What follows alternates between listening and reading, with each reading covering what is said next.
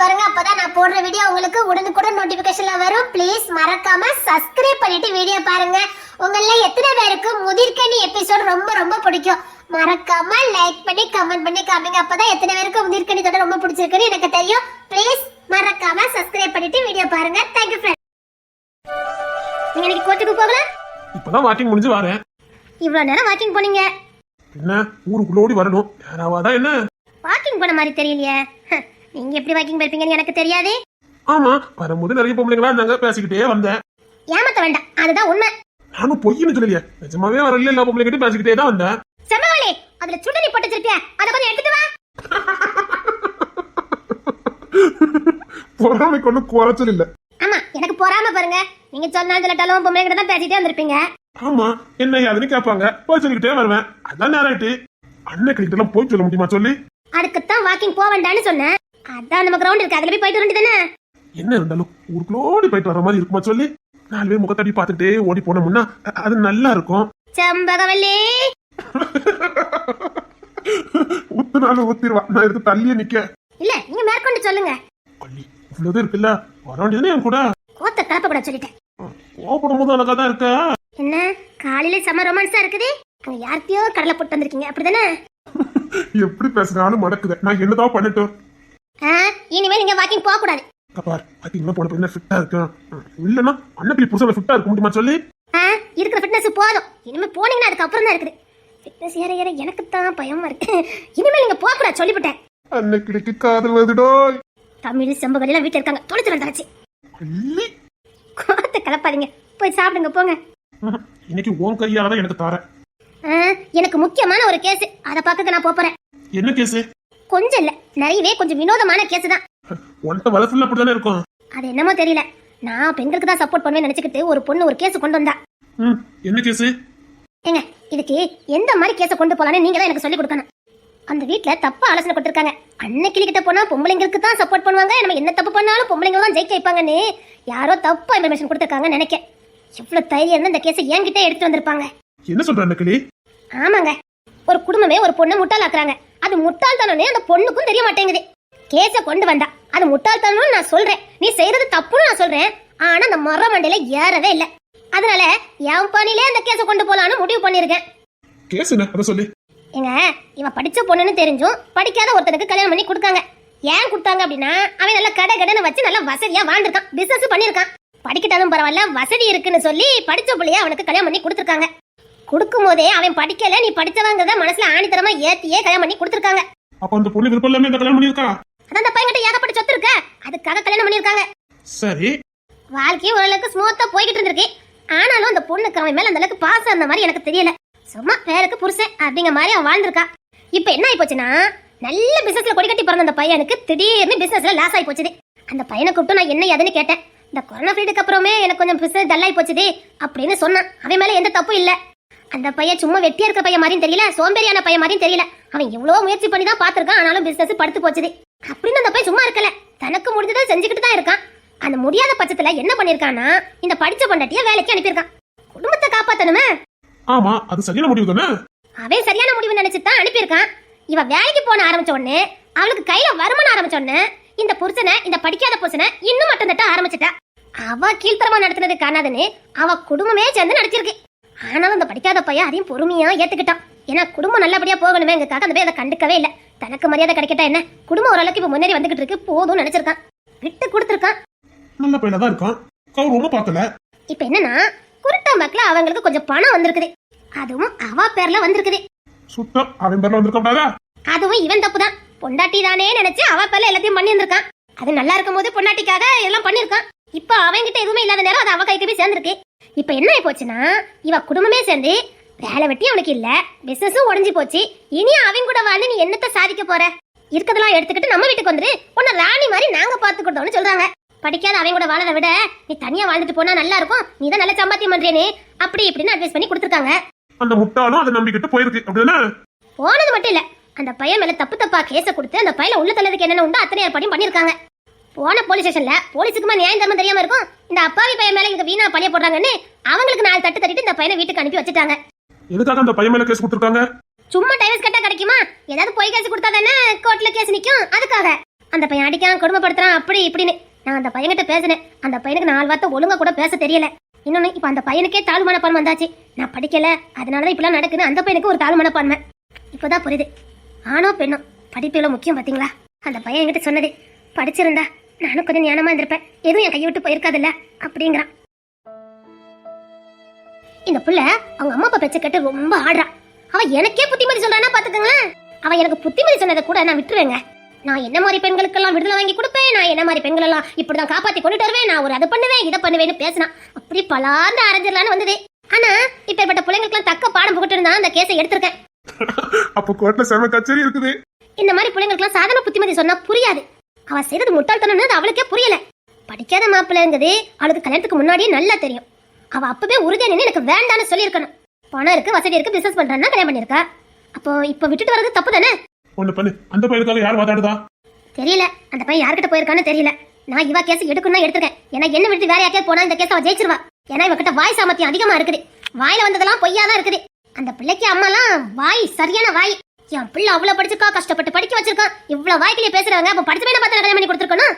இப்ப தான் மகளுக்கு கொஞ்சம் வருமானம் வந்திருக்கு, சொத்து வந்திருக்கணும்னு அவங்க என்னென்ன வேலை எல்லாம் பார்த்துட்டு இருக்காங்க. அதான் நல்ல பாடம் புகுத்து இந்த கேஸை நான் எடுத்திருக்கேன். சரி, அந்த பையன் யார்கிட்ட கேஸ் கொடுத்திருந்தாலும் பரவாயில்ல, அந்த கேஸை நான் வாங்குறேன். நிஜமாவா? அந்த கேஸை நான் எடுக்கிறேன். தேங்க்யூங்க. அப்படின்னு எனக்கு ஐ லவ் யூ சொல்லணும். ஐ லவ் யூ அப்படின்னு சொல்லணும். ஐயோ பாருங்க, சிரிப்பு வெக்கம். I love you. I love you டி சொல்ல பொண்டாட்டி. போதும், செம்பு கட்டி தமிழ் உள்ள கட்டி சிரிப்பாங்க. வாய் மூடிட்டு இருங்க. அதுக்கு என்ன?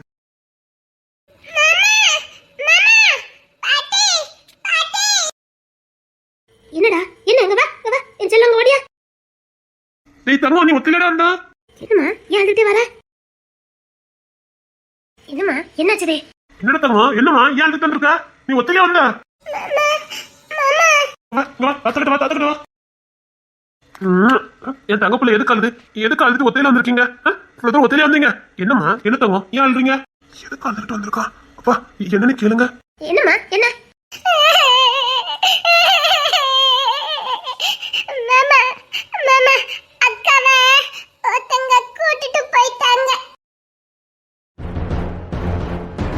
யாருமா யாரக்கா கூட்டு போயிருக்கா? தெரியல தாத்தா. எப்படி இருந்தாங்க? அந்த மாமா மாதிரி தான். என்னமா சொல்லி கூட்டிட்டு போனாங்க? மிரட்டி கூட்டிட்டு போனாங்க. உன்னை யாரையும் காப்பாற்ற முடியாது, ஒழுங்கா வா அப்படின்னு கூட்டிட்டு போனாங்க. விசாரிக்க போறாங்களா?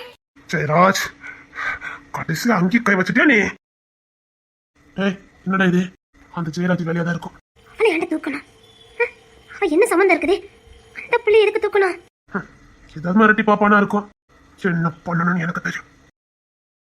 என்னங்க அது பச்சை பிள்ளை, அதுக்கிட்ட போய் அவனுக்கு தான் ஒரு வித்தியாசம் தெரியாத. சரி விடு, பாத்துக்கலாம். அவனால ஒண்ணும் எடுக்க முடியாது, விடு. அவனுக்கு இப்ப என்னதான் வேணுமா? எதை தெரிஞ்சுக்காக இப்படிலாம் பண்ணிக்கிட்டு இருக்கான்? அவனை பத்தி தான் தெரியுமே. இந்த வழியா நம்மள பழி வாங்கணும், அவன் போன சொத்தை மீட்டு எடுக்கணும், அவ்வளவுதான், விடு. அவனை பார்த்து கொஞ்சமா சத்தம் போட்டு வைங்க. என்னத்த சொல்லனே தெரியல. சித்தப்பாங்கிற மரியாதை அவனுக்கு கொஞ்சம் கூட கொடுக்க தெரியல. ரோட்ல போனான், பாத்துக்கிட்டே போறான்னு தவிர எப்படி இருக்கீங்க என்ன எதுன்னு ஒரு வார்த்தை கேட்கல. அவன் அம்மா கூட நல்ல பகையை வளர்த்து வச்சிருக்கா. என்ன பண்ண? உங்க அக்காவை பாத்தீங்களா என்ன? பார்த்தேன். இன்னும் உன் மேல கோவத்துல தான் இருக்காளுங்க, ஒருத்தையும் மாறல. விடு, அவங்கள திருந்தானே திருந்தாம போன நமக்கு என்ன, விடு. சரி தருவோம், அழாத. மாமா போயிருக்காங்களா, அக்கா கூட்டு வந்துருவாங்க. சரி வா செம்பவல்லி, அந்த பிள்ளை வந்திருக்கான் பாரு, பிள்ளைய கூட்டு போமா. டேய் வா, அத்தைக்கிட்ட வா, அத்தைக்கிட்ட வா. அத்தைக்கிட்ட போங்க, சாப்பாடு தருவாங்க, சாப்பிட்டு வீட்டுக்கு போலாம். தாத்தா கொண்டு விடுறேன். சரி தாத்தா. என் தங்க பிள்ளை, என் வயிற பிள்ளை. அவன் கண்ணீரை கொஞ்சம் தொடச்சு விடுங்க, பிள்ளை அழுதுகிட்டே வந்திருக்கான். ஏமா அந்த பையனுக்கு சாப்பாடு கொடுத்து கொஞ்சம் தூங்க வைமா. சரிங்க அத்தை. தங்க பிள்ளை கண்ணீரை தொடமா. பயந்துட்டான், அதான் வந்திருக்கான். ஏன் மாமா இருக்காங்க, அத்தை இருக்காங்க, பாட்டி இருக்காங்க, அப்படியே விட்டுருவான்? அவனுக்கு இவ்வளவு தைரியம். எங்க அவன் மேல ஒரு கேஸ போடுவாங்க. போட்டாதான் முடியும், அவன் எல்லாம் மீறி போய்கிட்டு தான் இருக்கான். நேர்ல பார்த்து முதல் சட்டம் போடுவான், அதுக்கப்புறம் பாத்துக்கலாம். அத செய்யுங்க மாமா. அவன் அரியண்ண தாங்க முடியல. கம்பெனிக்கு வந்தானே என்ன? அதான் அந்த துர்கா வந்திருந்தா. என்னத்த சொல்ல? ஏமா அவன் மீனாவங்க சதீஷ் கூட காலையில வெளியில போனா, இப்ப வந்துருவாங்களா இருக்கும். எதுக்கு காலையில வெளியில போனா? போமாண்டாவல அவ கொஞ்ச நாளாவே கெதி இல்லாம இருக்காத. அதான் மஞ்ச கமலைக்கு மருந்து குடிச்சா நல்லா இருக்குன்னு ஒரு ஆள் சொல்லியிருக்கும் போலுக்கு. அதான் சதீஷ் காலையிலே நம்ம பாவனசத்துக்கு கூட்டு போயிருக்காரு. பரவாயில்ல, அக்கறையா கூட்டு போயிருக்கானே. காலையில 4 மணிக்கே கூட்டு போயிட்டாரு. 6 மணிக்கு கொடுப்பாங்களாம். கொடுத்துட்டு இப்ப வந்துகிட்டு இருப்பாங்களா இருக்கும். சரிம்மா வந்தா சாப்பிடணும்ல பத்தி வைக்கணும்லாமா கஞ்சி போட்டு வச்சுட்டேன் அதெல்லாம் பொறுப்பா பாத்துருவாள்ல சரி போ அத்தை கிட்ட போ. ஏ மீனா நில்லு, நான் கூட்டிட்டு போறேன். முகத்துல சூரியன் படப்படான்னு சொல்லிருக்காங்க. நில்லு நில்லு நில்லு, வண்டியை ஜன்னல்ல விட்டுட்டு வரேன். நில்லு. எனக்கு ரொம்ப வயிறு பசிக்கு, நான் போய்கிட்டு இருக்கேன் வாங்க. மருந்து கொடுத்ததுக்கு அப்புறம் தான் வேலை செய்யுது. இதுக்கண்டு பசிக்குன்னு ஒரு நாள் சொல்ல மாட்டியா? சாக்லேட் வேணுமாமா, பிஸ்கட் வேணுமாமா, கேக்கு திங்கம்மா. இக்கி பையன் வரட்டும், வந்ததுக்கு அப்புறம் தானே இருக்குது அவனுக்கும். என்ன திட்டப்பா சப்பா. இனிமேல் வாழ்க்கையில எல்லாம் கையில தொடு, உனக்கு அதுக்கப்புறம் தான் இருக்குது. திங்கணும்ல, திங்க கூடாது, தின்னா இப்படிதான் ஆகும். இன்னும் 2 வாரம் நான் திட்டிட்டே இருப்பீங்க போலக்கு. வயிற்றுல இருக்குது, நீ படுத்து கிடக்குது, ஒரு வேலை எனக்கு ஓட மாட்டேங்குது. ஆயிருமோ ஏதாவது ஆயிருமோ, பயந்து நீ பாட்டுக்கு திங்க தெரியாம திங்க வேண்டியது. 35 வயசு போக வேண்டிய நீ இருக்கா? இது 10-15 வயசு பிள்ளை மாதிரி எலும்பும் தோலுமா. சரி திட்டிக்கிட்டே வருவாங்க. உனக்கு வீட்டுல போய் தான் இன்னைக்கு இருக்குது உனக்கு. ஏலே கஞ்சி வச்சு போ செம்பகலி, போன் பண்ணி சொல்லிட்டேன். வெங்காயத்தை வச்சு தான் கஞ்சி குடிக்கணும், சரியா? உப்பு போட்டு தொலைச்சாங்க. சரிங்க. நீங்க ஸ்டேஷனுக்கு போலியா? ஆமாடா, எனக்கு மருந்து கொடுக்க போனேன். ஏன் என்னாச்சு? ஸ்டேஷன் இருந்து போனுக்கு மேல போனு போக சொல்லி வந்தா நானா பாத்துருப்பேன்ல. இப்ப அதுக்கு செத்தச்சு எனக்கு விழும. அச்சோ, நான் அதையும் மறந்துட்டேன். போனை சுவிட்ச் ஆஃப் பண்ணி வச்சிருப்பேன் நினைக்கேன்டா. சரி இவன் டென்ஷன் எடுக்காதீங்க, நான் போய் முடிச்சுட்டு வந்துட்டேன். இதுக்குதான்டா மச்சன தெய்வ தேவங்கதே. அம்மா காலைல எங்க போனியா? உன் அக்காளுக்கு தான் மருந்து கொடுத்து கூட்டிட்டு வரேன். அக்காவுக்கு என்ன செய்து? என்னென்ன எடுத்து வச்சிருக்கா தெரியுமா? இவனும் சேர்த்து வச்சு திட்டுவானே. சப்பா முடியலையே. இன்னொன்னு கேட்க வேண்டிய இருக்குமாக்கா? சப்பா டேய், எனக்கு பிடிச்சதெல்லாம் நான் திங்க மாட்டியா? அதுக்காக சோத்துக்கு பதிலா அதே திம்மாங்க. மாமா உன்னை திட்டுறதுல தப்பே இல்ல கட்டியா. இனி எப்ப மாதிரி நான் கையில பார்த்தேன், அவங்க இருக்க உனக்கும் ஆதி இருக்கும். டேய் வாங்கி கொடுத்ததே விக்கிறான்டா. அவன் என்ன பண்ணுவான்? வண்டி எடுக்கும் போது இந்த 2 அதெல்லாம் கேக்குது. வாங்கிட்டு வரேன்னு அவனை மிரட்டுறது, அவனை வட்டப்பார் சொல்லி கூப்பிடுறது. வாங்கி ஒண்ணு கொடுக்கணும் மீசக்காரு. அவனே பாசக்காரன்னு தெரியும், வாங்கி கொடுக்கணும் எப்படி இருப்பான்? அதான் வாங்கி கொடுத்து தொலைச்சான். அவனையும் சத்தம் போட்டு தான் வைக்கணும். அவன் ஆதிராயம் கூட்டு போய் கொடுடா, அப்பதான் ஒழுங்கா சாப்பிடுவாங்க. ஆளு மண்டையும் பாரு, இருக்க சைஸ பாராவா. சப்பா என்ன திட்டு விழுதப்பா. கொடுக்கணும்னு நினைச்சேன், அதெல்லாம் கொடுத்தா அவெல்லாம் கொஞ்சம் கண்ணு கத்துமா பாக்கணும். ஏமாத்தி ஏதாவது வாயில போட்டுவா. இன்னும் அழுகிற அன்னைக்கு வேற 1 நாளா டெலிவரி இருக்கும். அங்க ஆஸ்பத்திரிக்கு அதுமா அழிவோம். அப்புறம் இவ்வளவு யாரும் கேர் பண்ணி பார்க்க முடியாது. அதான் கொஞ்ச நாள் போட்டு விட்டுருக்கேன். இங்க கொண்டு விட வேண்டியதானடா, அதான் செம்மொழி இருக்காங்க பாத்துக்கலாங்கல்ல. அதெல்லாம் பத்தம் தெரியுமா? ஒரு நிமிஷம் நான் இல்லாம இருக்க மாட்டா. அப்படி பழக்கி வச்சிருக்க நீ. சொன்ன கேட்க மாட்டானே. சரிடா, அந்த ஜெயராஜ் கேஸ் என்னாச்சு? அதான் ஆளுக்கால தூக்கிட்டு தான் இருக்கான். அவன் ராணியும் தூக்கிருக்கானே. அந்த பிள்ளை என்னடா பண்ணுச்சு? கிஷோர் கூட பேசிட்டு இருக்கான்ல. அதான் இதுக்கப்புறம் அவனை விட்டு வைக்கணும்டா, வேற எதுவும் பண்ண முடியாதா? ராணியை தூக்கிட்டானுங்களா? அட பாவிகளா. கிஷோரோட உண்மையான சீரவத்தை இனி பார்க்கலாம். கேட்டீங்களா? கிஷோரோட உண்மையான சீரவத்தை பார்க்கலாமா? அவன் அப்படியே போயிருப்பான்னு நினைக்கிறேன். அவன் திருமணம் வேலை புள்ள இம்மா தான் பார்ப்பான். விடக்கூடாடா, அன்னைக்கு எங்க ஸ்டேஷனுக்கும் வந்துருந்தான். என்கிட்ட நான் சுக்கா கேட்டான், நான் எனக்கு எதுவும் தெரியாதுன்னு சொல்லிட்டேன். போயிட்டா பாரு. மீனா நில்லு, சேட்டை மட்டும் குறையவே மாட்டேங்குதே. அது எப்படி குறையும்? மீனா நில்லு, நான் வரேன். இந்த வண்டியை எண்ணெயில விட்டுட்டு போன நினைச்சேன். நீங்க போங்க மாமா, நான் வண்டி விட்டுட்டு வரேன்.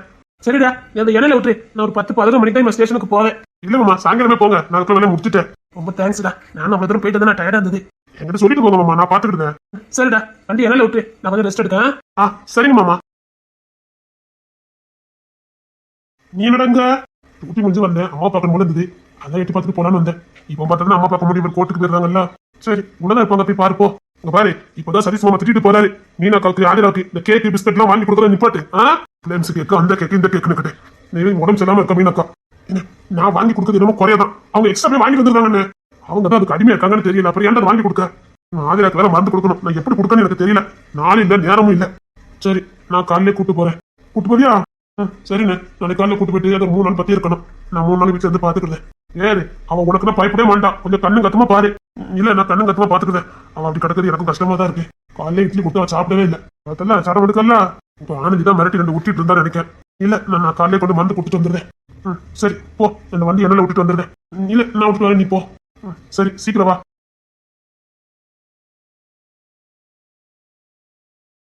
வாங்க. மீனாவேங்க வீட்டுக்குள்ள தானே வந்தா? எங்கடா நாங்க இதெல்லாம் நின்றுட்டு இருக்கோம், பிள்ளை உள்ள வரலையா? இதெல்லாம் கூட்டிட்டு வந்த? ஆமா, நான் வண்டியை பார்க்க பண்ணிட்டு வந்தேன். அதுக்குள்ள வந்துட்டா, பொண்ணுக்கிட்ட பேசிட்டு இருந்தேன். ஆனா நான் வண்டி விட்டு நீங்க போங்கன்னா 5 செகண்ட் கூட இருக்காத. இப்பதான் உள்ள வந்தா. என்ன சதீஷ், அவ உள்ள வரல. பொண்ணு தரையா வந்துட்டானே. பொண்ணு தர மீனா வீட்டுக்குள்ள தானே வந்தா? ஆமா, மீனாக்கா வீட்டுக்குள்ள வந்தா. நாங்க எல்லாரும் இங்கே தானே நிக்கோம், அவ வீட்டுக்குள்ள வரவே இல்ல. இல்லக்கா, எங்களை கிராஸ் பண்ணி தான் அக்கா வந்தா. வீட்டுக்கு தான் அக்கா வந்தா, நாங்க பார்த்தோமே. டேய் நாங்க இதுல தானே நிக்கோம், இதை தாண்டி எப்படி போக முடியும்? அவ ரூம் அண்ணா இருக்குது. செம்போலி ஏதாவது ரூமுக்கு போயிருக்கான்னு பாரு. எந்த ரூமுக்கு போறாதாலும் இதை தாண்டி தானே போகணும். அதானத்தை என்னண்ணே தாண்டி தானே வந்தாங்க. ஏம்மா நான் அதே வழியானமா வந்துகிட்டு இருக்கேன், அவங்க எங்கேயுமே இல்லம்மா. நான் 5 செகண்ட்ல வந்துட்டேனே. ஆமாம்மா எங்க கண்ணு முன்னாடி தான் நடந்து வந்தாங்க. டேய் தூக்கிட்டானு நினைக்கேன்டா. இவளை எனக்கு தூக்காடுங்க. அம்மாளுக்கு நான் இப்பதான் மருந்து கொடுத்து கூட்டு வந்திருக்கேன். 3 நாள் பத்தி இருக்கணும். சாப்பிட கிளம்பி விழுந்துருவா. இதுக்கப்புறம் என்ன பொறுமையா இருக்க போ. நானும் பொறுமையா இருந்துட்டே இருந்தா இவன் என்ன நினைச்சுக்கிட்டு இருக்கான். அவனை தட்டி தூக்குங்கடா. பொறுமைக்கு ஒரு எல்லை இருக்குது. அவன் எதுக்குனால வந்திருக்கான். குடும்ப பக்கத்துக்கு என்னடா பார்த்துட்டு இருக்காங்க. விட மாட்டேப்பா. என்ன நினைச்சுக்கிட்டு இருக்கான் மனசுக்குள்ள. போதும் பொறுமை இருந்ததுலாம் போதும். வாடா நானும் கூட வரேன். அவனை கோளுக்குள்ள போட்டு நசுக்க போறேன். அவனை உடம்பு செலவு அவன் தூக்கிட்டு போயிருக்கான். அவனுக்கு மட்டும் ஏதாவது ஆச்சுதே கொண்ட கண்ட வைக்கலாம் அவனை. போனே விடால அவனை.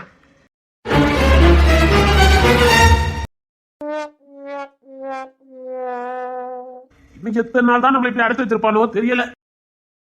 என்ன காப்பாத்துறதுக்கு தான் யாருமே இல்ல, என்ன தேடுறதுக்கும் யாரும் இல்ல.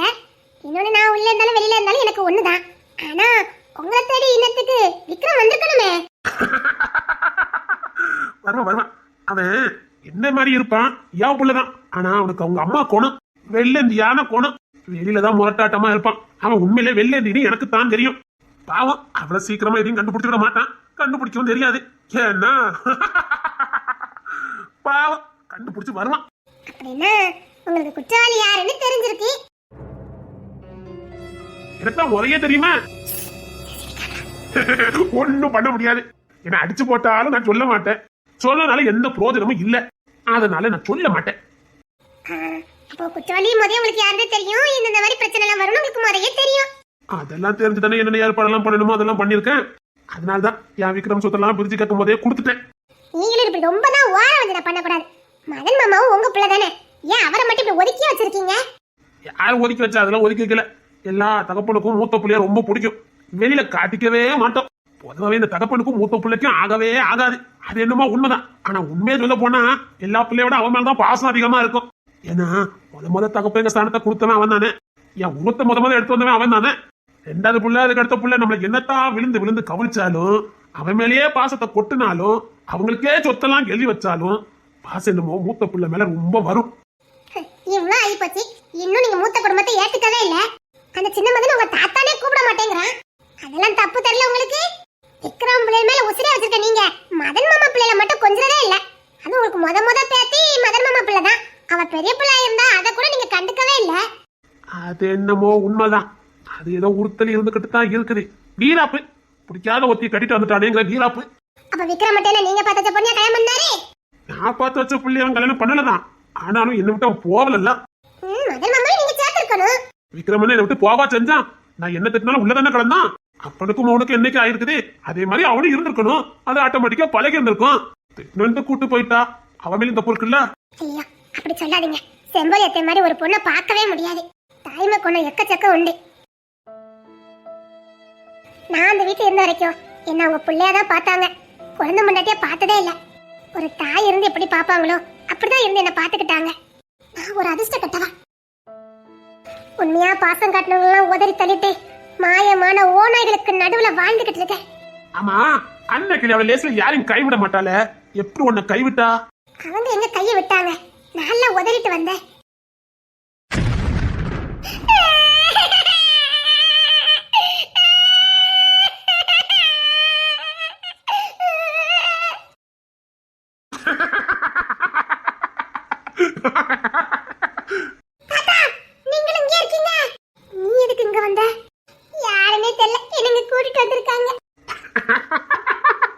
ஐயோ ஐயோ உலகத்தை நினைச்சே சிரிக்க. இப்ப கிசரு எப்படி காப்பாத்த வருவா.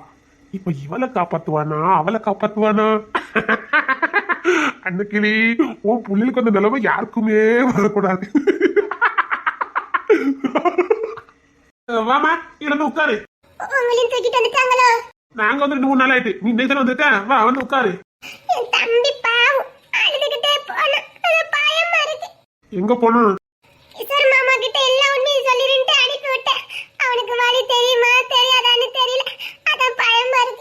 அன்னைக்கு ஊருக்குள்ள போயிட்டாலே போதும். எந்த புள்ளியும் தொலைஞ்சும் போவாது, எந்த புள்ளிக்கு ஆபத்தும் வராது. ஆமா ஆமா அதெல்லாம் கவலைப்படாம உட்காரு.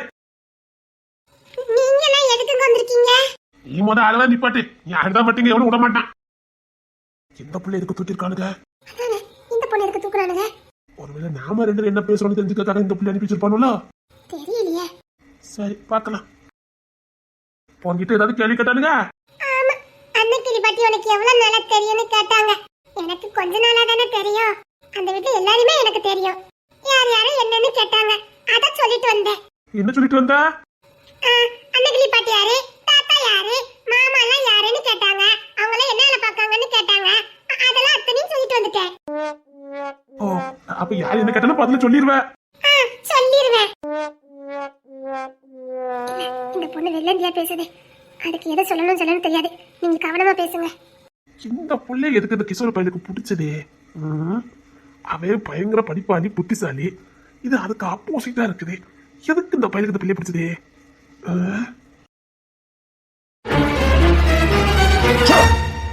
எந்த விளக்கம் எனக்கு தேவையில்லை. பொண்ணு தர என் பேர சொல்லக்கூடாது சொல்லிருக்கா இல்லையா? பிடிச்ச 3 பேரையும் தானா வெளியில அனுப்புறேன். இல்லன்னு வச்சுக்க, எனக்கு என்ன போவதுக்குன்னு தெரியல. பொறுமையா போய்கிட்டு இருக்கேன். நான் எவ்வளவோ சொல்லி பார்த்துட்டேன். எந்த தவறுங்க இல்ல, போயிடலாம், முடிச்சிடலாம் கேசனா. சார் கேட்க மாட்டேங்கிறாரு. அது சரி, அந்த சின்ன பொண்ணு எடுக்க தூக்குனீங்க. அது என்ன தப்பு பண்ணிச்சது? அதுக்கும் அன்னைக்கு குடும்பத்துக்கு என்ன சம்மந்தம் இருக்குது? அது இப்பதானே கொஞ்ச நாளா பழகிட்டு இருந்தது. அதை போய் தூக்கிருக்கீங்க. தேன்மொழி விசாரிச்சுங்க, ஒரு நியாயம் இருந்தது. 4 வருஷமா அந்த குடும்பத்துல இருந்தா அன்னைக்கு ஏன்னா சொந்த பொண்ணு அந்த பொண்ணுக்கு கொடுத்துருக்காங்க. அதனால நீங்க கேள்வி கேட்க உரிமை இருக்குது. இது எதுவுமே இல்லாத ஒரு பொண்ணு எதுக்கு விசாரிச்சுட்டு இருக்கீங்க? கிஷோர் அந்த பொண்ணை உசு குசா விரும்புறான். அந்த பொண்ணு ஏதாவது கேவலப்படுற மாதிரி ஏதாவது வெளியில வந்ததே என்ன, இதை வச்சு கிஷோரை உட்காந்துப்படுத்தணும். அந்த பொண்ணு யாரு என்னன்னு கேட்பாங்க. அப்போ இந்த விஷயம் எல்லாம் வெளியில வரணும். அது நம்ம நோக்கம். அதுக்கெல்லாம் போய் அவன் விரும்பல. நீங்க தாராளமா எங்க வேணாலும் பத்திரிக்கையில இந்த செய்தியை கொடுக்கலாம். அவன் தைரியமா சொல்லுவான் கட்டிக்க போற பொண்ணு. இல்ல பொண்ணு தர, வேற ஏதோ ரீசன் இருக்குது. வேற என்ன ரீசன் இருக்க போதே? ஒருவேளை கிஷோர் நெருங்கி பழகுறனால அந்த பொண்ணுகிட்ட ஏதாவது ரகசியம் சொல்லியிருக்கலாம்னு நினைக்கிறாங்களோ என்னமோ. எனக்கு ஒண்ணு புரியல. என்ன ரகசியம்? என்ன கேஸ் விசாரிக்க வந்திருக்கீங்க? 15 வருஷத்துக்கு முன்னாடி 150 கோடி ஊழல் நடந்திருக்கு. சரி, எங்க? அன்னைக்கிளி அம்மா பிரசிடண்டா இருந்துட்டு அதை ரிஜெக்ட் பண்ணிட்டு அந்த இடத்துல தமிழ்ல பிரசிடண்டா மாத்திருக்காங்க.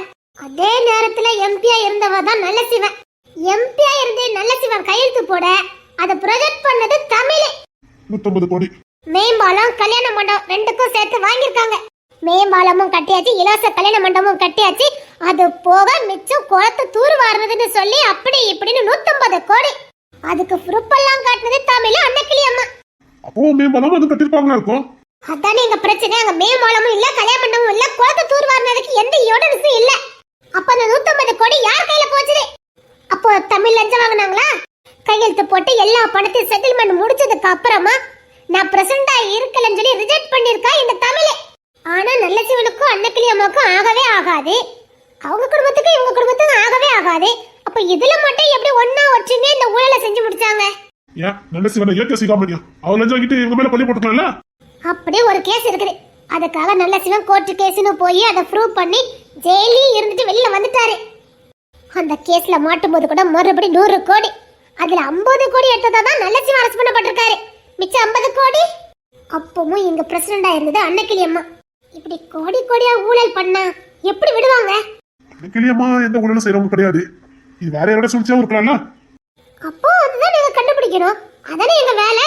அதான் அன்னைக்கிளி அம்மா கூட வந்து ஒவ்வொருத்தரையா பிடிச்சி எல்லார் மேலயும் எவ்வளவு சொத்து இருக்கு என்ன இருக்குன்னு எல்லாத்தையும் விசாரிச்சுக்கிட்டு இருக்கோம். என்ன ஏதாவது கிடைச்சதா என்ன? ஒருத்தர் மேலே 5 லட்சம் ரூபாய்க்கு மேல எந்த சொத்துமே இல்ல. அதான் குழப்பமா இருக்குது. இப்போ தேன்மொழி விசாரிக்கும் போது அவ பேர்ல 45 லட்சம் இருக்குது. அது ரீசெண்டா தான் அந்த சொத்து அவளுக்கு கொடுக்கப்பட்டிருக்கு. ஆமா, கிஷோருக்கும் அவளுக்கும் டைவர்ஸ் ஆயிட்டதுனால அவ படிப்புக்காக அன்னைக்கிளியம்மா கொடுத்தாங்க. பாசியம் எதுவும் வேண்டான்னு சொல்லிட்டா. எந்த சொத்து வேண்டான்னு சொல்லிட்டா. படிப்புக்கு மட்டும் அன்னைக்கிளியம்மா உதவிட்டு இருக்காங்க. அதனால அதை கொடுத்துருக்காங்க. அவ்வளவுதான். இப்ப ராணியும் அதுக்காக தூக்கி இருப்பாங்க. வேற எதுக்கு இருக்காது. விசாரணை முடிஞ்சு அனுப்பி வச்சிருவாங்க. என்ன கொடுத்துற சார், ரொம்ப கோபம் வந்த மாதிரி இருக்குது. இதுக்கு மேல எங்க வீட்டுல இருந்து யார் விசாரிக்கிறத பார்த்தேன். வீட்டுல உள்ள பகையை எங்க தீர்க்க வந்திருக்க. பகையை தீர்க்குங்கிறது அவசியம் இல்ல. உண்மையை கண்டுபிடிக்கணும். அதான் உண்மையை கண்டுபிடிக்க சார் பார்த்தனே. நான் மட்டும் இதுல இறங்கி எடுத்தேன். இந்த டிபார்ட்மெண்ட்ல நீ இருக்க முடியாது. ரொம்ப மிரட்டாத போட்டுக்கிற. உங்ககிட்ட எல்லா பலமும் இருக்கிறனால ரொம்ப மிரட்டாத. சார், நீங்க மத்த எல்லாரும் விசாரிச்சது சரிதான். அந்த ராணி பொண்ணை தூக்குனது தப்பு. கிஷோரும் அவங்களும் இப்பதான் விரும்புறாங்க. அப்படி இருக்கும்போது அந்த பொண்ணை எதுக்கு நீங்க இப்ப கைது பண்ணீங்க? காதச்சு பொண்ணுக்காக தான் பல்ல கோடி சொத்து சேர்த்திருக்கானே என்ன? சார், அவங்க என்ன கஷ்டப்பட்டவங்க இல்ல? சார் என்ன சம்பளம் குறைய வாங்கிட்டு இருக்காரா? அவருக்கு 1 கோடி பெரிய விஷயமா என்ன? காதச்ச பொண்ணுக்காக எடுத்திருக்கலாம். நீங்க எதுக்கு அதே முடிச்சு போட்டு பேசிட்டு இருக்கீங்க? கவர்மெண்ட் வேலையில இருந்து என்னென்ன வேலை பார்த்திருக்காரு உள்ள வைக்க மாட்டேன். இங்க ஏதோ குடும்ப பாக்கிய திட்ட மாதிரி இருக்குது. எங்களுக்கும் தெரியும் அந்த பொண்ணு பேர சொத்து சேர்த்துக்கானே எங்களுக்கும் தெரியும். அதுவும் ஒரு காரணம் இருக்குது. அந்த பொண்ணு அவன் விரும்பி இருக்கான், அது ஊர் முழுக்க தெரியும். இது தெரிஞ்சதுக்கு அப்புறம் அந்த பொண்ணுக்கு எதுக்காலும் ஒண்ணு இல்லைன்னு அவனுக்கு நல்லாவே தெரியும். ஒருவேளை தனக்கு ஏதாவது ஒண்ணு ஆயிட்டு இல்ல தன்னால அந்த பொண்ணை கல்யாணம் பண்ண முடியாம போயிட்டுனா அந்த பொண்ணு எதுக்காலத்துக்கு ஏதாவது வேணும்னு அதை செஞ்சிருக்கான். அது எங்க வீட்டுல எல்லார்கிட்டையும் பெர்மிஷன் கேட்டு தான் செஞ்சான். அந்த பொண்ணு எதுக்கால பாதுகாப்புக்காக தான் அதை செஞ்சான். என்ன சார் இதுக்கு மேல என்ன சார் வேணும்? ஒரு பொண்ணை விரும்பினா மட்டும் போதாது, அந்த பொண்ணு எதிர்காலத்துக்கு ஏதாவது செய்யணும் செஞ்சிருக்காரு. இதுக்கு மேல என்ன சார் வேணும்? நீங்க கிஷோரை பழி வாங்கிறதுக்காக இப்படி பண்ணிட்டு இருக்கீங்க. அவரை உங்களுக்கு எப்படியாவது அவமானப்படுத்தணும், அவ்வளவுதானே? நீங்க இந்த டிபார்ட்மெண்ட்ல தானே இருக்கீங்க சார். இந்த டிபார்ட்மெண்ட்ல இருந்தா நமக்கு மனசாட்சியே இல்லையா? இப்ப கிஷோர் சார் நீங்க அசிங்கப்படுத்துறதுனால அவருக்கு என்ன கிடைக்க போகுது? தேடுதலுக்கான முடிவு கிடைக்கும். கிஷோர் அசிங்கப்படுத்தலாம் நினைச்சு ஏதாவது பண்ணுட உங்க மரத்துல வேற இங்க வச்சுக்கோங்க. இது ஏன் டயம்? இந்த டயத்தையே மாத்த சக்தி ஏன் இருக்கு தெரியல. கிஷோர் இந்த ராணி பொண்ணு ஏதாவது அசிங்கப்படுத்த பேப்பர் டிவி எல்லா பக்கமும் நான் அடிப்பேன். ஹாய் வேண்டா என்ன பண்ணு தெரியல உனக்கு தெரியாதா? தோண்ட தான் புதையல் கிடைக்கும். விசாரிக்க தான் கேள்விக்கான விட கிடைக்கும். கிஷோரை பத்தின உண்மை வெளியில தெரியணும். அவன் என்ன பண்ணிக்கிட்டு இருக்கான், ஒரு டிபார்ட்மெண்ட் வந்துட்டு என்ன பண்ணிக்கிட்டு இருக்காங்க வெளியில வரணும். மக்களுக்கு தெரிய வேண்டாமா? சார் ஏதாவது தப்புன்னு உங்களுக்கு தோணலையா? ஏன் சார் அவங்களுக்கு எந்த பர்சனல் இருக்க கூடாதா? நீங்க எதையும் முடிச்சு போட்டுட்டு இருக்கீங்க. இருக்கா மேடம் ஒன்னே டிபார்ட்மெண்ட் உண்மையா இருங்க, அந்த குடும்பத்துக்கு உண்மையா இருங்க. சார் இப்ப மிஸ் பண்ணி பாக்குறது நீங்க தான். குடும்பம் வேற, நம்ம விசாரிக்க வேற. நீங்க விசாரிக்க அந்த மாதிரி தெரியல, உங்க பகையை தீர்த்துக்க அந்த மாதிரி இருக்குது. உங்களுக்கு ஆரம்பத்துல கிஷோர் மேல பொறாம, அதனால நீங்க இப்படி பழி வாங்க நினைக்கிறீங்கன்னு நினைக்கிறேன். சார் நீங்க கிஷோரை மட்டும் அசிங்கப்படுத்தல, ஒரு அப்பாவி பொண்ணையும் சேர்த்து அசிங்கப்படுத்த போறீங்க. சார் அது சின்ன பொண்ணு சார். நீங்க ஏதாவது ஒண்ணு சொல்ல அந்த பொண்ணு ஏதாவது பண்ணிக்கிட்டா என்ன சார் பண்ண முடியும்? அதை காப்பாத்துறதுக்கு கிஷோர் இருக்கான்ல, உனக்கு எப்படி ட்ரீட்மெண்ட் கொடுக்கணும் எனக்கு தெரியும். இதெல்லாம் தப்பு சார். ஒரு பொண்ணை அசிங்கப்படுத்த நினைக்கிறதெல்லாம் தப்பு. சாரி சார், இப்பவுமே இந்த கேஸ்ல இருந்து நான் விலகிக்கிறேன். முடியாது துர்கா மேடம், அக்ரிமெண்ட்ல கையெழுத்து போட்டு தான் உள்ள வந்திருக்கீங்க. அநியாயத்துக்கு ஒரு நாள் என்னால உடனே இருக்க முடியாது. அந்த பொண்ணு சார விரும்புறது உண்மைதான். அதுக்காக பொதுவையில் அசிங்கப்படுத்தவே சொல்றது என்னது சார் நியாயம்? அவர் கலெக்டர் இருக்கனால வாழ்க்கை இழந்ததுக்கு அப்புறம் இன்னொரு வாழ்க்கை அமைச்சுக்க கூடாதுன்னு சொன்னதுல என்ன சார் அர்த்தம் இருக்குது? எங்க வாழ்க்கை நாசமனாக்கணும்ல, என் வாழ்க்கை நாசமனாக்கணும்ல. ஓ அதான் தேன்மொழி கிட்ட அப்படி நடந்துட்டு இருக்கீங்க சார். சத்தியமா சொல்றேன், இந்த கேஸ்ல இருந்து நான் விலகிக்கிறேன். நீங்க ஆன பழி வாங்க வரல, ஒரு பொண்ணையே பழி வாங்கிட்டு இருக்கீங்க. இதுக்கப்புறம் இந்த கேஸ்ல நான் இருக்க மாட்டேன். என்ன பாமடி சொன்னதை நான் பாத்துக்கிறேன். எல்லாம் என் மேல கேஸ் கொடுத்ததால கொடுத்துக்கோங்க. இனி இந்த கேஸ் நான் இன்வென்ட் பண்ண மாட்டேன். என் கூட யார் இருந்தாலும் சரி, இல்லாம போனாலும் சரி, அன்னைக்கு குடும்பத்தை நட்டு வீதிக்கு கொண்டுட்டு வரல நான் ஜெயராஜே இல்ல. உங்களை எதுக்கு இங்க கூட்டு வந்திருக்காங்க? ஒன்னு எதுக்கு கூட்டு வந்திருக்காங்களோ அதுக்கு தான் அவளையும் கூட்டு வந்திருக்காங்க. அப்படியா? சரி, இந்த சாப்பாடுலாம் ஒழுங்கா கொடுப்பாங்களா எப்படி? விருந்துக்கு எதிராக நம்மள கூட்டு வந்திருக்கானுங்க. நான் சாப்பிடாம வந்துட்டேனே. நான் சாப்பிடணும், என் தம்பி சாப்பிட மாட்டானே, எங்க அம்மாவும் சாப்பிட மாட்டாவளே. இப்ப என்ன பண்ண? இங்க இருந்து போறதுக்கு வேற வழியே இல்லையா? எங்க இருக்கும்னே தெரியாது. எனக்கும் என் பேர பிள்ளைல பார்க்க ஆசைதான். நீங்களாம் சாப்பிட்டு எவ்வளவு நாள் ஆகுது? நான் சாப்பிட்டு 2-3 நாள் ஆயிட்டது. தாத்தா நீங்க? எனக்கு பிரஷரு சுகரு, அதனால அப்பப்ப கொஞ்சம் சாப்பாடு வந்து மாத்திரை கொண்டு கொடுத்தான். எப்படி புண்ணியவானுக்கு மனசு வந்ததுன்னு தெரியல. அப்போ பிரஷர் சுகர் இருக்குன்னு சொன்னா சாப்பாடு கிடைக்கும். தாத்தா எனக்கும் பிரஷர் சுகர்லாம் இருக்கு தாத்தா. நீ பொழைச்சுக்கிடுவ. ஆமா தூக்கிட்டு வந்து 2 மணி நேரம் ஆகுது, தண்ணி கூட கிடைக்கல. நான் எங்க தாத்தா பொழைக்க போறேன்? சரி உங்ககிட்ட என்ன சாச்சானுங்க? என் பேர்ல ஏகப்பட்ட சொத்து இருக்குதா, அதெல்லாம் எப்படி வந்ததுன்னு கேட்டாங்க. சொத்துனா என்னன்னே எனக்கு தெரியாது, எதுக்காக இப்படி கேட்காங்கன்னு தெரியல. என்கிட்ட யாரு சொத்து இருக்குமா? இருக்கும். எப்படி இருக்கும்? எங்க கிட்ட இருந்து எல்லா சொத்தையும் எங்க சித்திக்காரி வாங்கிட்டாளே. சித்தியா? ஆமா, எங்க அப்பா வேலை வேணுமா இல்லனா சொத்து சொகம் வேணுமான்னு கேட்டாங்க. எங்க அம்மா என் பிள்ளைக்கு அந்த வேலை மட்டும் போதும், சொத்தை பூரா நீங்க எடுத்துக்கிடுங்கன்னு சொல்லிட்டாங்க. அதனால எங்க அப்பா கிட்ட இருந்த எல்லா சொத்தும் எங்க சித்திக்கு போயிட்டு எங்க அப்பாக்குள்ள வேலை எனக்கு வந்திருக்கு. ஓ, நாங்க இருக்க குடிசை வீடு எங்க தாத்தா பழைய வீடு, அதுலதான் இப்ப இருக்கோம். அதுல எங்க தாத்தா இருக்கிற வரைக்கும் தான் அந்த வீட்டை நாங்க இருக்க முடியும். அதுக்கப்புறம் அந்த வீடு கூட எங்க சித்திக்கு போயிடும். அதையும் சித்திக்காரி விட்டு வைக்கலையா? இப்படி இருக்கு ஏன் நிலைமை? இதுல என் மேல ஏகப்பட்ட சொத்து இருக்கணும். நான் என்னத்த சொல்ல தாத்தா? ஒரு வேலை இருக்குமோ என்னமோ. எனக்கு சொத்து சகம்லாம் வேண்டாம் தாத்தா. 4 சொந்தம் இருந்தா போதும். 4 சொந்தம்னா வேற யாரும் இல்ல. அன்னைக்கிளி பாட்டி, தாத்தா, மதன் மாமா, சதீஷ் மாமா, தினேஷ் மாமா, பொண்ணுத்தர மாமா, விக்கி மாமா, தருண் மாமா, விக்ரமண்ட,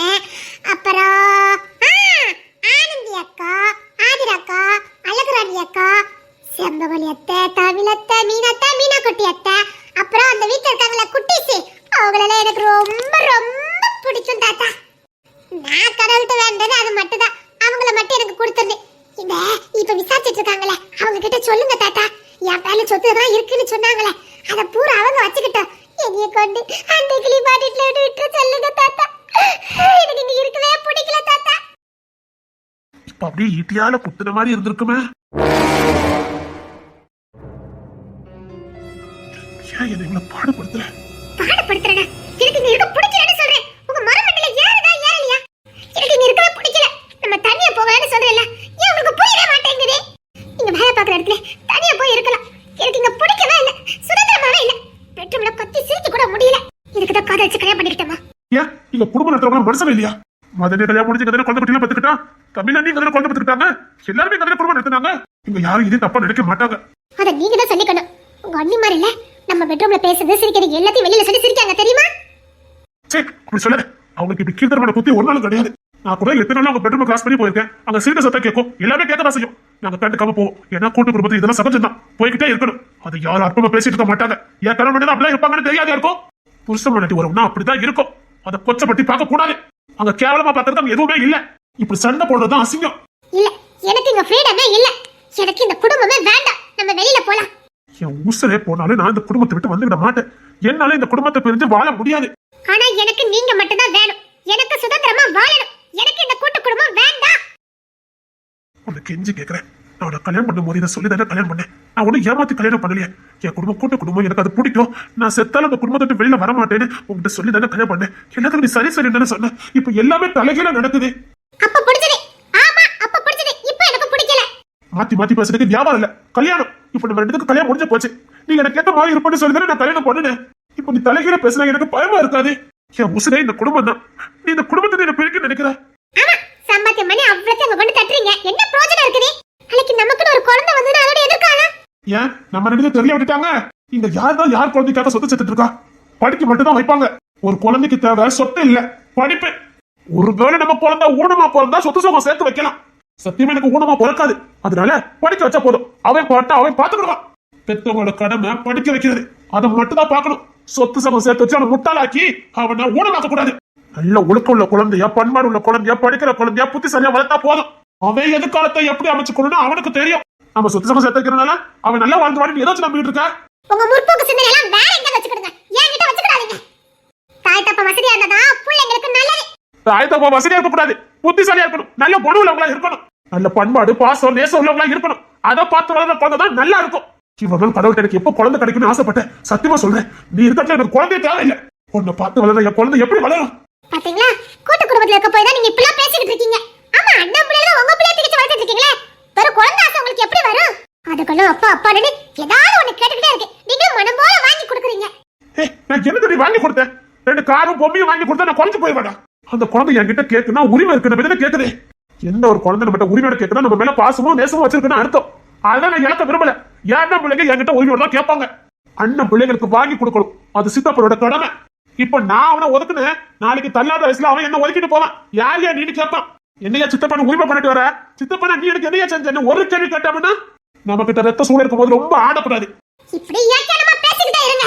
முதல்ல இந்த பெட்ரூம்ல கத்துறது விடு. பெட்ரூம்ல சிரிப்பு சத்தம் தான் கேட்கணும். இப்படி கத்துற சவுண்ட் கேட்க கூடாது. போய் பாரு பெத்த ரூம்ல. அது உங்க குடும்பத்துக்கு தானே வேலை, எனக்கு வேலை இல்லையா? அம்மா வெளியில இருந்து கேட்டுட்டு இருப்பாங்க. எல்லா பிள்ளைகளும் சந்தோஷமா இருக்காங்கன்னு கேட்பாங்க. ஏன்டி இப்படி பண்ற? என்ன சித்திரவதைப்படுத்துறிய? ஏன்டா இந்த கல்யாணத்தை பண்ணி தொலைச்சேன்னு இருக்கு. நான் இதுக்கு தாண்டி இந்த காதலுக்கு எதில் பண்ணாம கல்யாணமே வேண்டான்னு இருந்தேன். அப்புறம் எங்க அம்மா போன் பண்ணி கூப்பிட்டாங்க, தீபாவளிக்கு அங்க போகணுமா. இது சொல்ல உனக்கு வெக்கமா இல்ல? அந்த குடும்பத்துக்குள்ள போறதுக்கு உனக்கு எப்படி ஆசை வருது? உங்களுக்கு மட்டும் உங்க அம்மா அப்பா வேணும், எனக்கு எங்க அம்மா அப்பா வேண்டாமா? ஆமா, இப்ப எங்க அம்மா அப்பா தானே எனக்கு துரோகம் பண்ணாங்க. ஏண்டி நான் உன்னை விரும்புறேன்னு தெரிஞ்சதுக்கு அப்புறமும் அந்த டீ கடைக்காரனுக்கு உன்னை அடிச்சு கட்டி கொடுத்தவங்க தானே அவங்க. உன் வாழ்க்கையே பாதளத்தை தள்ளினாங்க. அவங்களுக்கு எப்படி நின்று நம்பிக்கிட்டு இருக்க? நாங்க மட்டும் அங்க உன்னை கூட்டு வரலன்னு வச்சுக்கேன், இன்னத்துக்கும் நீ டீ கடைக்கார மாட்டே தான் இருந்திருப்ப. கொஞ்சம் கூட மண்ணில அறிவே இல்லை. நானும் சொல்லி கட்டக்கூடாதுன்னு பார்த்தா முட்டாள் மாதிரி கட்டுக்கிட்டு இருக்க. அந்த டீ கடைக்காரங்கிட்ட எவ்வளவு கஷ்டப்பட்டு நீ கொண்டு வந்தேன். உங்க அம்மா இப்பவும் அங்க உழைச்சுக்கிட்டு இருக்காங்க. நீ நல்ல தாய் தகப்பனா போய் சேரலாம். பெத்த பிள்ளைன்னு கூட பார்க்காம உன் வாழ்க்கையே பாதளத்தை தள்ளி வச்சிருந்தாங்க. அவங்க வீட்டுக்கு போய் நெக்கல் நாம சொல்லிக்கிட்டு இருக்க. அவத்தெல்லாம் போக கூடாது. கொஞ்சம் அது சொன்னா மண்டல ஏத்து. முட்டாள் மாதிரி நடந்துக்கிட்டாங்க. எனக்கு இதெல்லாம் பார்க்கும் போது உன் மேல வெறுப்பு தான் வருது. என்னோட சூப்பரா கிடைச்சிருக்கா. அம்மா தாயே, உன்ன ஒருத்திய கட்டிட்டு நான் படுற பாடு போதாது. இதை இன்னொன்று வேலை நான் பாக்குறேன். போதுமா? பொம்பளை சகாசமே எனக்கு வேண்டாம். இதுக்கு தாண்டி நான் காதலு கல்யாணம் வேண்டாடி இருந்தேன். நான் உன்னை பார்க்கும்போது குழந்தைத்தனமா துருன்னு சுட்டித்தனமா பண்ணிக்கிட்டு இருந்தேன். அதை பார்த்து தாண்டி விழுந்தேன். இப்ப அந்த குணம்லாம் எங்கடி போச்சுது உங்ககிட்ட இருந்து? சின்ன பிள்ளைத்தனமா துருன்னு சேட்டை பண்ணிக்கிட்டு என்னை எப்படி அடிச்சுட்டு ஓடுன அந்த நாளை என்னால மறக்க முடியுமா? இப்ப அந்த சேட்டல எங்கடி போச்சுதே? அதை பார்த்து தாண்டி நான் காதலிச்சேன். இருந்தா என்னடி தப்பு? நீ குழந்தையாவே இருந்துக்கலாமே. எந்த கள்ளம் கவனமும் இல்லாம எந்த சூதவாதம் இல்லாம அழகா இருந்தேடி. இப்போ உனக்கு ஞானம் வந்துட்டு நினைக்க. இப்படிப்பட்ட ஞானம் தேவையே இல்லை. இது வஞ்சக ஞானம். வராம வெறுப்பா இருக்குது. காலத்துக்கு முட்டாளா இருப்பா, நம்ம இஷ்டத்துக்கு ஆடலான்னு பாத்திருக்கீங்க. எப்படி ஆசைப்பட்ட தெரியுமாடி? நான் ஆடு நினைச்சா எப்படி வேணாலும் ஆடி இருக்கலாம். ஏன் நான் வசதி இல்லாத வீட்டுல பிறந்தேன்னா? இல்ல எங்க அம்மா என்னை எப்பவும் கண்டுகிட்டே இருந்தாங்களா? எங்க அம்மாக்கு நான் மட்டும் பிள்ளை இல்ல, லட்சக்கணக்கில் பிள்ளைங்க இருக்குது. நான் நினைச்சதா இஷ்டத்துக்கு ஆடி இருக்கலாம். அழகு இல்லையா, படிப்பு இல்லையா, அந்தஸ்து இல்லையா, என்னடி இல்ல? எனக்கு ஆட்டம் போடுறதுக்கு எவ்வளவு நேரம் இருக்கும்? 10 பிள்ளைங்க 20 பிள்ளைங்களை கூட வச்சு சுத்திட்டு இருந்திருக்கலாம். எங்க அம்மா கூட வளரலதான். ஆனா எங்க அம்மா பெற்ற புள்ள ரத்தத்திலே எங்களுக்கு அப்படி எண்ணம் கிடையாது. இப்படி சொன்னதுக்கு உனக்கு வாய் கூசலையாடி? இல்ல உனக்கு உண்மையில மேல பாசம் இருக்கா இல்லையா? ஒருத்தங்க உண்மையை நேசிச்சா இந்த மாதிரி வார்த்தைலாம் வராது. விட்டு கொடுக்கணும்னு நினைக்கும் போதே வலிக்கண்டி. இதையும் அப்படியே சுக்கு நூறா நொறுங்கணும். எனக்கு ரொம்ப பிடிச்சவங்களை மட்டும் தூரமா போறதை நினைச்சாலே நம்ம இதையுமே நொறுங்கணும். நீ ஈஸியா வாய் கூசாம இப்படி பேசுற? சத்தியமா என்னால முடியாதுடி. அப்ப நீ என்ன உண்மையாவே நேசிக்கலன்னு நினைக்கிறேன். நான் நானாவே இல்லடே. எனக்கே என் மேல வெறுப்பா இருக்குது.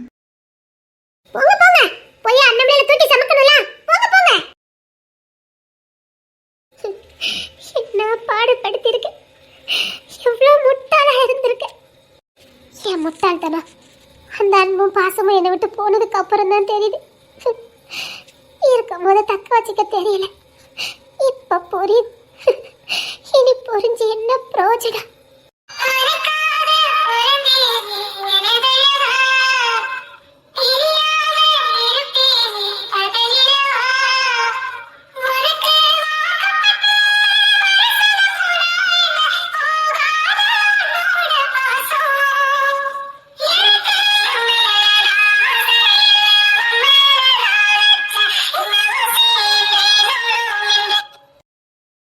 அப்போ உனக்கு காசு பணம்லாம் வேண்டாம்.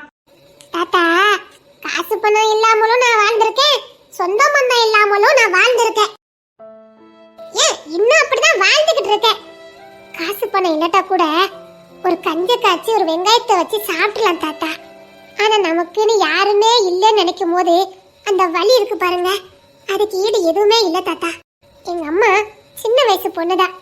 எங்க அம்மாவை எல்லாரும் ஒரு மாதிரி பேசுவாங்க. தட்டி கேட்க யாருமே இல்லை. நல்லது கெட்டது எதையும் நாங்க கலந்துகிட்டதே கிடையாது. எங்க வீட்டு பக்கத்து வீட்டுக்காரங்களும் கஷ்டப்பட்டவங்க தான். ஆனா அவங்க குடும்பமா இருக்காங்க. அவங்க வீட்டு வரைக்கும் வந்து பத்திரிக்கை கொடுப்பாங்க. பக்கத்து வீடு தான், எங்களுக்கும் அவங்க சொந்தக்காரங்க தான். ஆனா எங்களுக்கு பத்திரிக்கை கொடுக்க மாட்டாங்க. என் தம்பி வாசலே நிப்பான், நமக்கும் கொடுப்பாங்க போனுன்னு. ஆனா எங்களுக்கு யாருமே கொடுக்க மாட்டாங்க. ஏன்னா பணம் இல்லட்டா கூட பரவாயில்ல, சொந்தம் இல்லாம இருந்தா யாருமே மதிக்க மாட்டாங்க தாத்தா. எங்க வாழ்க்கையில கல்யாணம் காட்சி சடங்கு எதுவுமே நாங்க பார்த்ததே இல்லை தாத்தா. எங்க அம்மா நல்ல துணி போட்டா கூட எங்க அம்மாவை நாளே தப்பா பேசுவாங்க. அதை யான்னு கேட்கறதுக்கும் நாடு இல்ல. எங்க அம்மா அழுதா ஏன் அழுதான்னு கேட்கறதுக்கும் நாடு இல்ல. நான் சின்ன பொண்ணு, தெரிஞ்சோ தெரியாத மாதிரி இருப்பேன். என்னைக்கு அன்னைக்கிளி அம்மா குடும்பம் எனக்கு சொந்தமாச்சுதோ அன்னையில இருந்து ஒரு தனி தைரியம் வந்துச்சு தாத்தா. பொண்ணுத்திர மாமா இல்ல, அவர் எப்பவுமே எங்களை கண்டுக்காத மாதிரியே தெரியும். ஆனா எப்பவுமே எங்க வீட்டை சுத்தி ஏதோ ஒரு பாதுகாப்பு கொடுத்துக்கிட்டே இருப்பாரு. அவர் என்ன தப்பா நினைச்சேன். அவங்களாம் சும்மா வசதி படைச்சவங்க, உத்தியோகத்துல இருக்காங்க, சும்மா பழகுறாங்கன்னு நினைச்சேன். இல்ல தாத்தா, அவங்களாம் உண்மையான பாசக்காரங்க. இப்பெல்லாம் இது வரைக்கும் பழகாதவங்க எல்லாம் இப்ப எங்க வீட்டுல வந்து பழகுறாங்க. இப்பெல்லாம் எங்க வீட்டுக்கு பத்திரிக்கை எல்லாம் வருது தாத்தா. ஏன்னா இப்ப எங்களுக்கு அன்னக்கிளியம்மா குடும்பமே சொந்தம்னு தெரிஞ்சதுக்கு அப்புறம் இப்ப பெரிய பெரிய இடத்துல இந்த லெட்டர் வருது. இப்ப சொல்லுங்க தாத்தா, பணம் அந்த இடத்துல ஜெயிச்சுதா, சொந்த பந்தம் ஜெயிச்சுதா தாத்தா? இப்ப எனக்கு காசு பணம் வேணுமா, அன்னக்கிளியம்மா குடும்பம் வேணுமா? நான் அந்த வீட்டுல வேலைக்காரியா இருக்க கூட ஆசைப்படுறேன். அந்த குடும்பம் கிடைச்சா எனக்கு போதும். காலத்துக்கும் நன்றி உள்ளவளா அந்த வீட்டை நான் இருப்பேன். எனக்கு அந்த குடும்பம் தான் தாத்தா வேணும். அன்னைக்கிலேயே அடிக்கடி ஒரு வார்த்தை சொல்லுவா, பொம்பளைகளுக்கு ஞானம் வேணும் ஞானம் வேணும்னு. நல்லாவே ஞானம் வேணும்னு இப்போ எனக்கு புரியுது. நீயும் ஒண்ணு இல்லாத வீட்டுல தான் வந்த, இந்த பொண்ணும் அதே மாதிரி தான். இவளுக்கு ஞானம் இருக்கு, உனக்கு இல்ல. இப்படி குத்தி காட்டுதே நினைக்காத. உண்மையிலே பொம்பளைகளுக்கு ஞானம் வேணும். எப்படி இந்த புள்ள உன்னோட 4 வயசுல எப்படியா இருக்காது? இப்பவும் சொல்றேன், உன்ன மாதிரி ஒரு துரதிருஷ்டசாலி இந்த உலகத்துல எவனும் இருக்க முடியாது. இப்பவும் சொல்றேன், பொம்பளைகளுக்கு ஞானம் ரொம்ப முக்கியம். அதை விட பொறுமை ரொம்ப முக்கியம். அதிகமான ஆம்பளையும் அதிகமா கோபப்பட்ட பொம்பளையும் வாழ்ந்ததா சரித்திரமே இல்ல.